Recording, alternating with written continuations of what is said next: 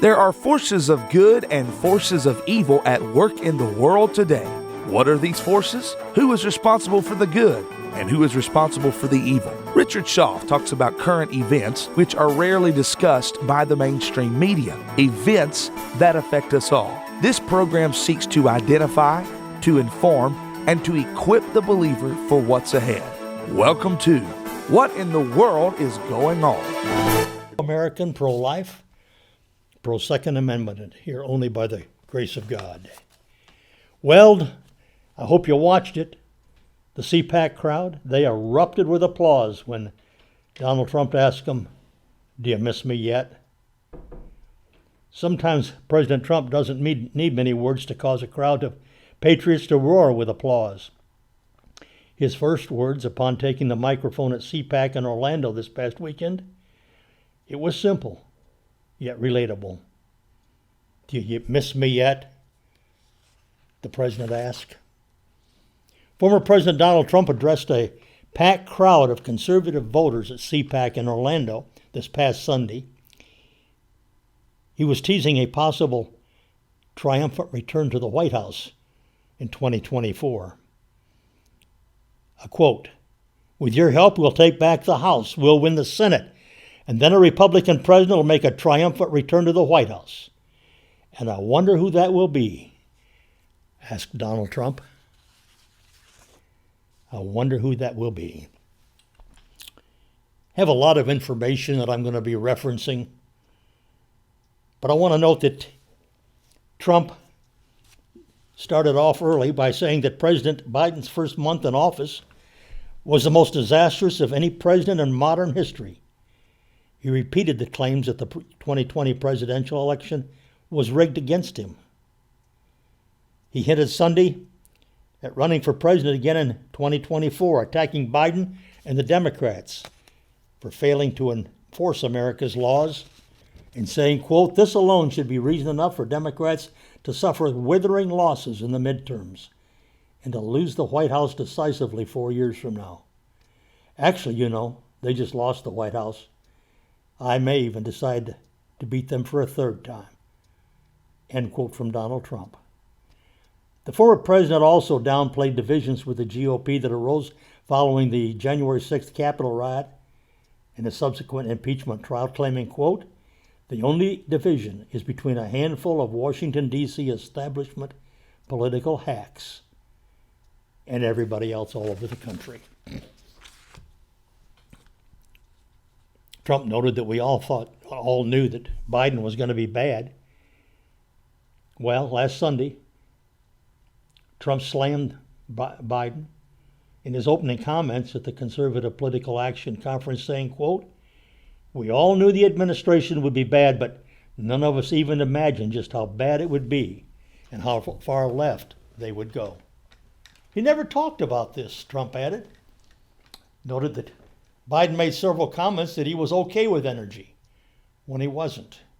Already the Biden administration has proven that they are anti-jobs, anti-family, anti-border, anti-energy, anti-women, anti-science, noted Trump. In just one short month, we have gone from America first to America last. Think about it. America last.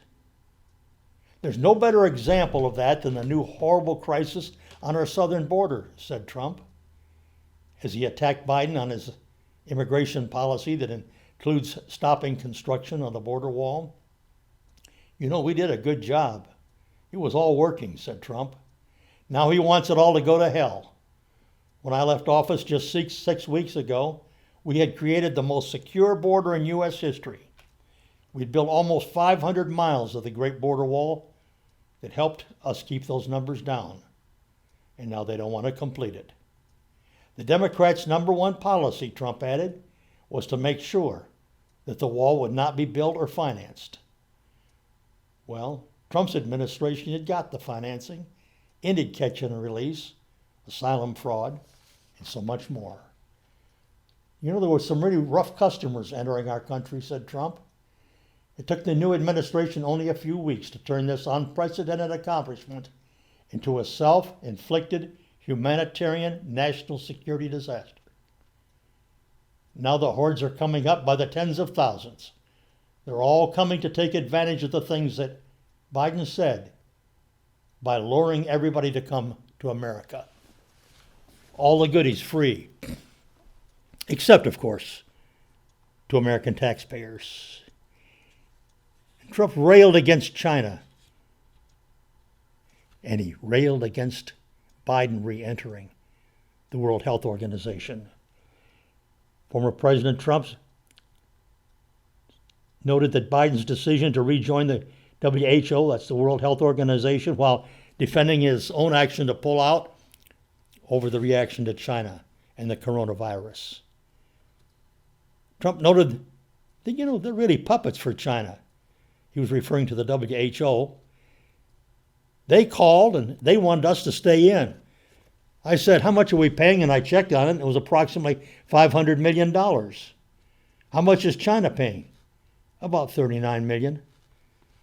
Well, meanwhile, the Biden administration decided to re-enter and pay the same $500 million that was being paid before. It's a tremendous amount of money, of course, compared to the trillions it's not. But it is. It's a lot of money, noted Trump.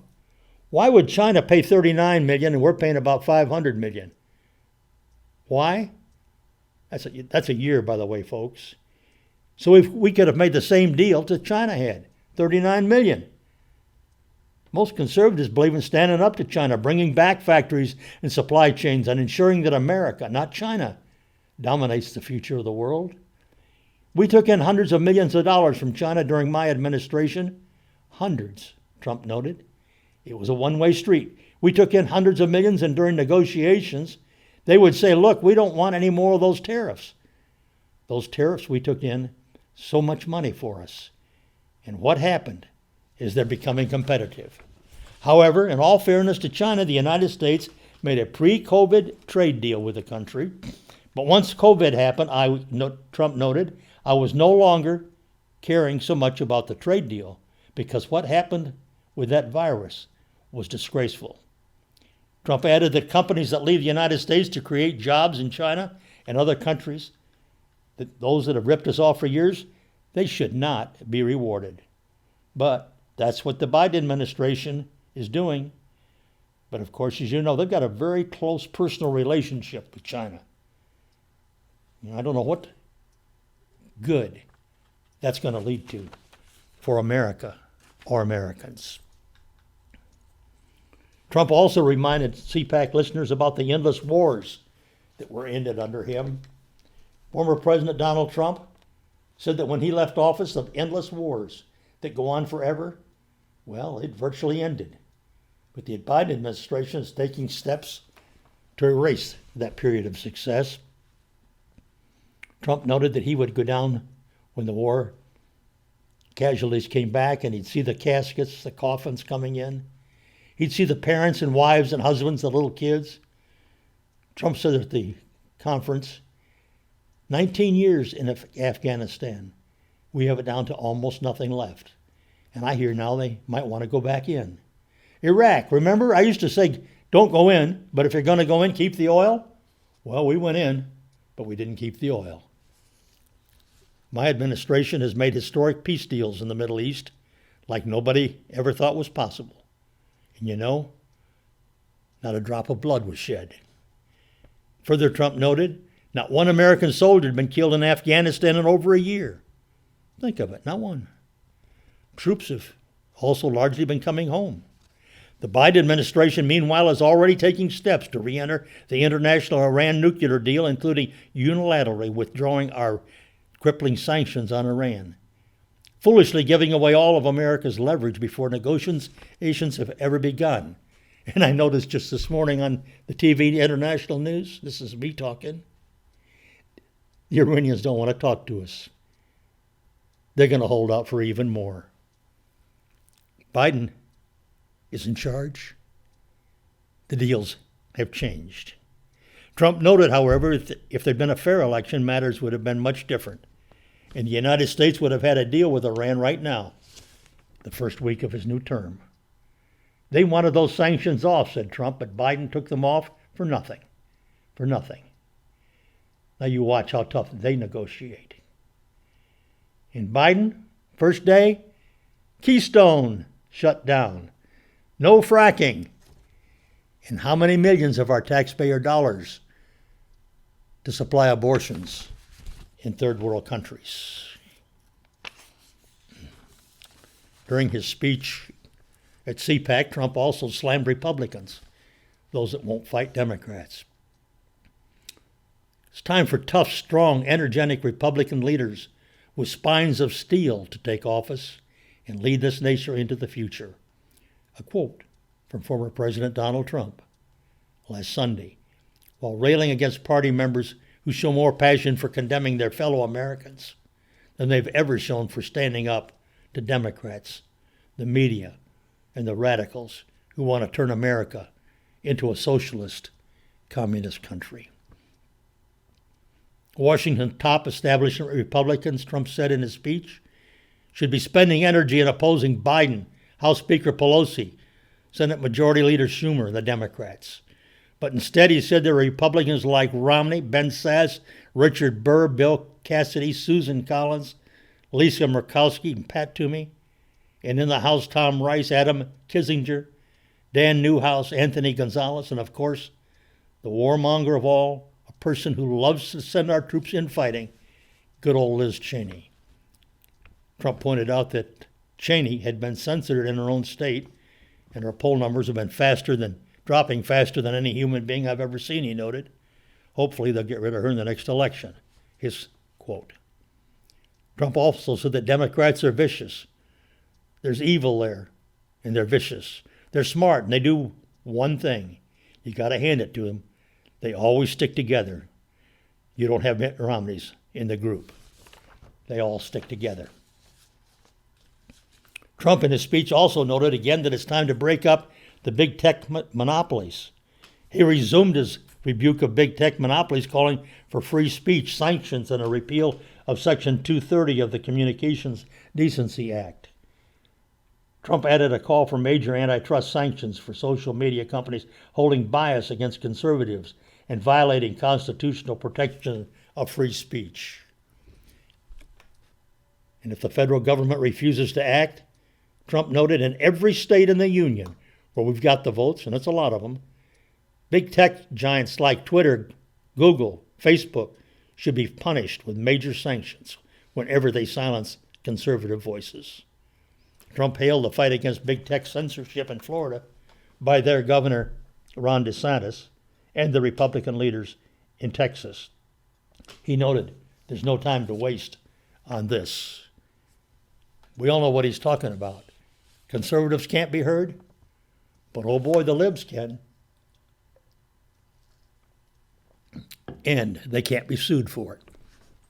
Let's change those rules, folks. Hey, I really like Sebastian Gorka. He was on Newsmax TV, I saw him. He said, we need more MAGA.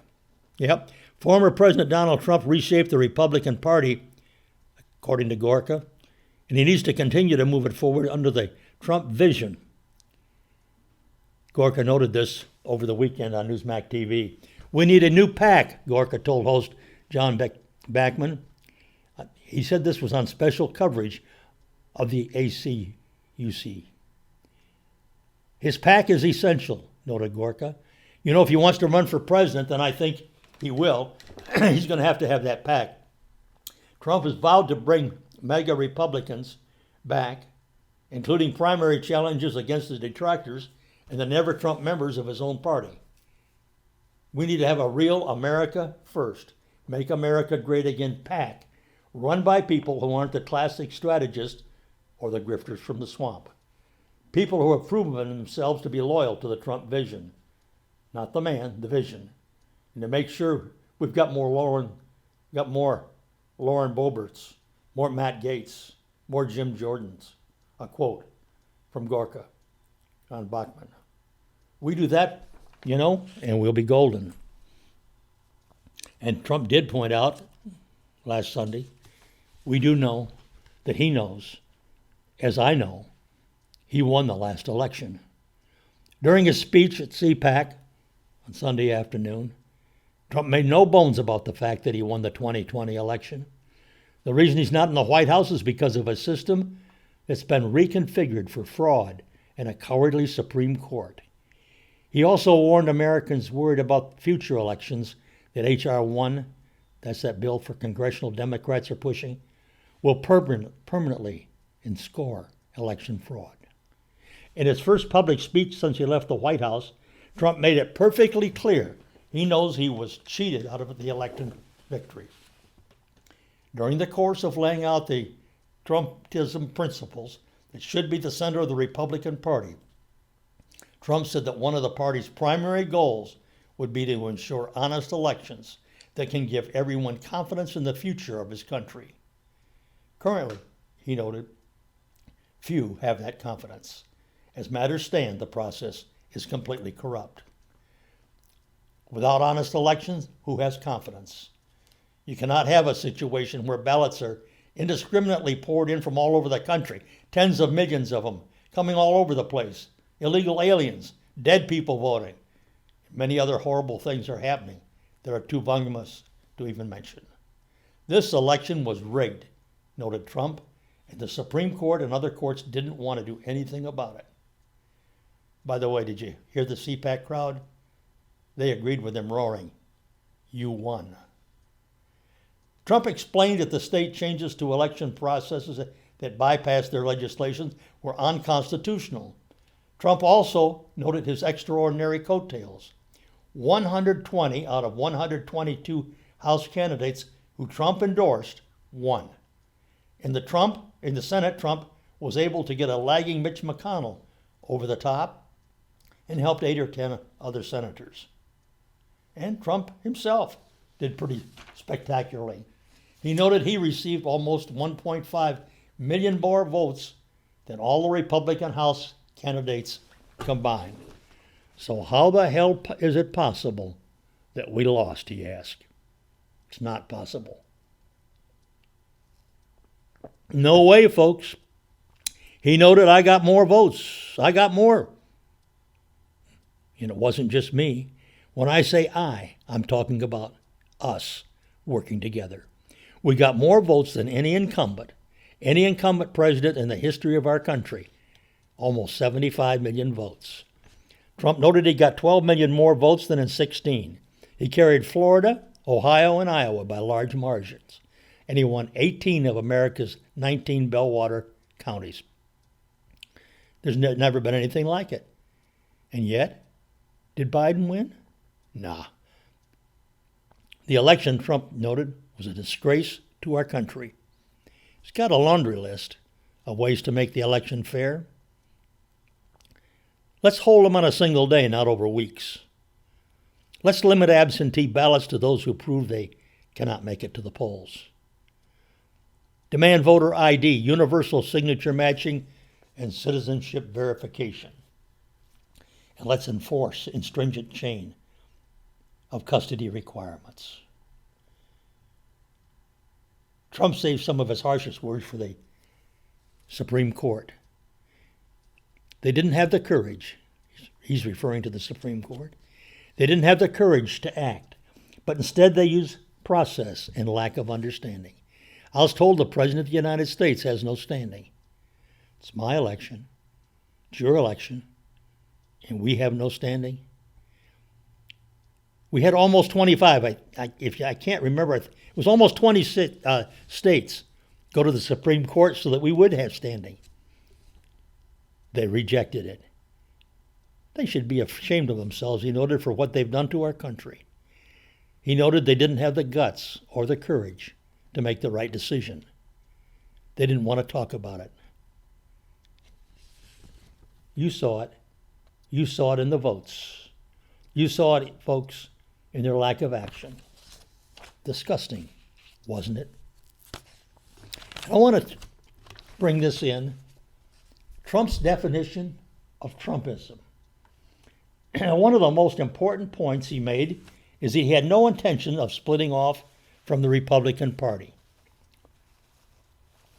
Now, he knows, I know, anybody that thinks knows, that it would bring certain defeat in coming election. We couldn't win.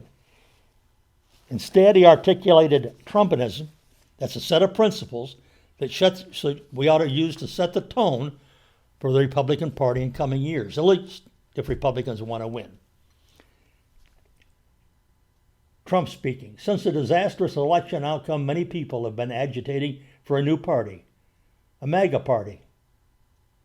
Trump, however, is a pragmatist. For him, the Republican brand is still good and should not be jettisoned. We're not starting new parties, he said. They kept saying he's going to start a brand new party. Well, Trump noted we've got the Republican Party. It's going to unite and be stronger than ever before. And he noted, I am not starting a new party. That was fake news. Fake news. Wouldn't that be brilliant? Let's start a new party and let's divide our vote so that we could never win again. No, Trump noted, we're not interested in that. However, while Trump still supports the Republican Party, he made clear that it's going to be governed by a set of strong governing principles that are going to be known as Trumpism. Trump noted that he didn't coin the phrase, but he clearly likes it. He spent almost 20 minutes defining its essence. Future political candidates do well to stake their note of the overreaching principles. He noted, I'm hearing the term Trumpism more and more. I didn't come up with it, but what it means is great deals, great trade deals, great ones, not deals where we give everything away. We don't give away our jobs and our money. It means low taxes and eliminated job-killing regulations. Trumpism, it means strong borders, but people are coming into our country based on a system of merit. So they come in and they can get help as opposed to those coming in here and not being good. Those that include criminals, of which there are many. It means no riots in the streets. It means law enforcement. It means very strong protection for the Second Amendment and the right to keep and bear arms. It means support for the forgotten men and women who've been taken advantage of for so many years. It means a strong military and taking care of our vets. The mission of our government and of the Republican Party must be to create future of good jobs, strong family, safe communities, a vibrant culture, and a great nation for all Americans. You see, we take great pride in our country. We teach the truth about history. We celebrate our rich heritage and national traditions. We honor George Washington, Abraham Lincoln, Thomas Jefferson, and all national heroes. And of course, we respect our flag, our great American flag. We believe in patriotic education and strongly oppose the radical indoctrination of American youth. That's horrible. We're committed to defending innocent life and to upholding the Judeo-Christian values of our founders and our founding. We've raised free thought. Yes, we stand up to political correctness, and we reject left-wing lunacy.